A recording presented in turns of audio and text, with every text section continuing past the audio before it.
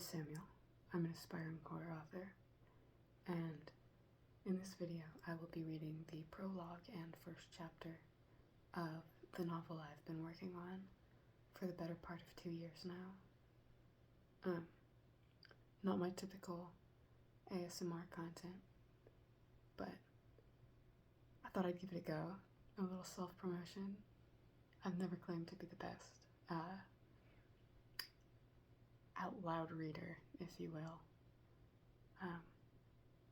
But I'd like to put some of my work out there, and perhaps some of you can drift off to sleep to a little psychological horror story. So, in this video I will be reading the prologue and first chapter. I hope you enjoy. Prologue, August 26th, 2025. Here's a riddle. How many serial killers does it take to kill a woman? Just one, obviously. Chapter 1. Ramirez says Collins's pit bull broke down the fence again. A lanky man with graying hair said to a shorter blonde man as they passed by the counter she was standing at, the shorter of the two eyeing her until they rounded a corner. She closed her eyes and tuned out the noise of the room. It was a futile effort. The ticking of a clock, pen tapping against the counter, shoes scuffing the floor, idle chatter, and similar sounds caught her attention and held it. She thought about going home, and when that idea sounded vaguely more unpleasant than being at work, she thought about driving out to the pier and sitting by the ocean for a while. But it was too warm outside, and she wasn't dressed for that. At the thought of the temperature, she tugged off her blazer and tucked it under her arm. She took a deep breath and held it in. 82, 83, 84. She exhaled and opened her eyes. In front of her was a slate gray wall with a large bulletin board stuck to it. The board itself wasn't visible, buried beneath a mountain of papers and brightly colored sticky notes. There were an array of blue and yellow, an overwhelming majority of them being a neon pink. It was a blinding kind of pink, and if she stared at it too long, it made her eyes hurt.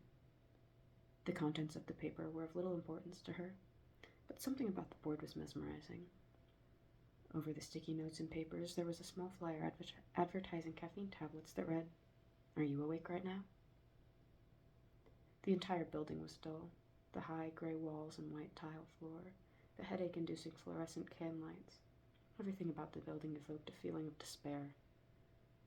The ceiling-high windows that made up one of the walls of the building might have made the air of the place a little less gloomy if it hadn't been raining.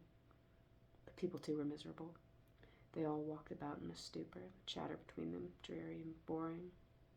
They were strangely bleak for having just successfully assisted in detaining a violent criminal. All that considered, she couldn't blame them. She imagined she must have looked in a similar condition. She was tired and hungry and wanted to shower, and at that thought, going home suddenly sounded very appealing. She was absent-mindedly tapping her front teeth with the nail of her index finger as she weighed the pros and cons of going home after work. Pro, I can go to bed. Con, Gabriel will be there. Pro, one of the can lights above her flickered. She tilted her head back and peered into the light. It was dim compared to the rest of them and still flickering. Would the rest of them begin to flicker? Was this a product of the rain? Or did the light just need to be replaced? She took a small lock of her hair and twisted the strands between her fingers. No one else in the open room took notice of the light, so she averted her gaze. She was in the middle of counting her breath again when he appeared in front of her. "Jessie," he said. He wasn't looking at her, but at his phone. His name was Grayson. He was a short man with cropped, slick-back red hair. He had a face more reminiscent of a 14-year-old rather than a 30-year-old man. "Come out back with me a minute, yeah? It's creepy back there when it's raining like this." "What do you need out there?" she asked. She looked up at the flickering light. "Checking a generator, maybe?" That sounded excessive for a single light, and Grayson was the last person they would send for that job. "Just come on.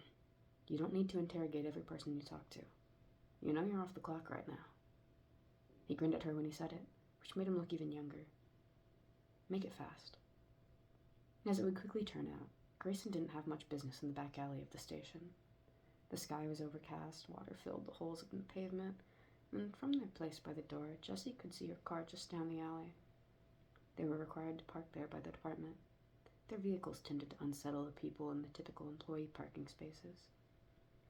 They stood under an awning that spanned the stretch of the building, just out of the rain's reach. "Weather's been weird," Grayson said, taking a pack of cigarettes out of his front pocket. "A ton of rain for this time of year." Jessie hummed in agreement, and her eyes flickered to the lighter in his hand. "This is a no-smoking area." He shrugged, holding the cigarette between his lips and cupping his hand around the lighter. "The cameras back here don't work." He gestured vaguely upward. "Don't tell, okay? It'll be our secret." When the cigarette was lit, he held the box out to her, which she promptly declined. He sat on the step leading down to the pavement and took a long drag off the cigarette. "Happy birthday, by the way. I meant to tell you this morning." "Thanks," she said, her voice dry. "Some of the guys and I are hitting a few bars tonight, if you want to come along. Your drink's on me, birthday gift and all." She looked down at him. The rain could reach him from the step, and the front of his button-down was already damp. "I appreciate it, but I'll have to pass." He chuckled and took the cigarette out of his mouth. "Not celebrating?" "There isn't much to celebrate." "Yeah," he said, his enthusiasm draining. "Guess not." He hung his head and tapped his feet against the ground.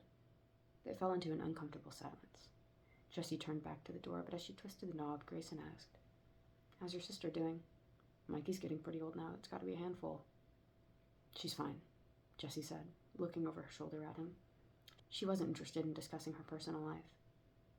"How's your mother?" She knew it was what he wanted to talk about anyway. He looked up now, his lips pursed. "Back in the hospital." "I'm sorry." He shrugged and took in another puff of the cigarette. "Been meaning to tell you, actually. Gonna be on temporary leave. With my mom in and out of the hospital, you know how it is." When he said that, he glanced back at her and said, "Sorry." "How long?" she asked, ignoring the last part of his statement. "The doctors think she has a few more weeks at best. Dementia's an unpredictable thing, I guess." He had a far-off look in his eyes as he stared into the downpour. "I meant, how long will you be gone?" He turned back to her. 2 months. Funeral planning and all that. That's a long time to be out of work." He nodded, the corners of his lips tugging down into a frown. "Yeah, but she's my mom, you know?" And that is the first chapter and prologue of the novel I've been working on, Sensible Hunger. I hope you enjoyed my reading of it. I'm certainly no expert, and perhaps if anybody is interested in this, I could do readings of more of the chapters in future videos. Just an idea. Thank you for watching. Please consider liking and subscribing. And if you're interested in my book, don't be shy about letting me know.